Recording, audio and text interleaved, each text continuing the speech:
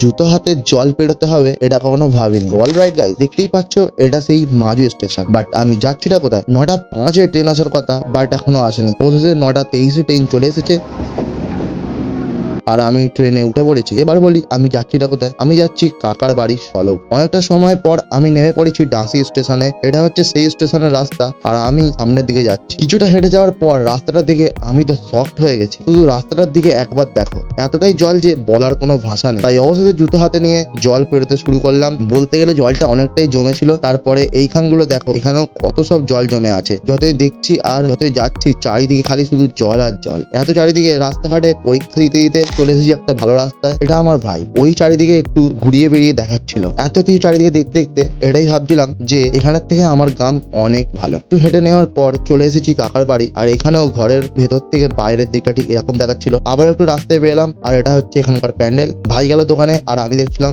এদিকে জলটা। ও আবার এক জায়গায় জল দেখতে নিয়ে গেল। তখন আমি ভাবছিলাম যে আমি এখানে কেন এসেছি।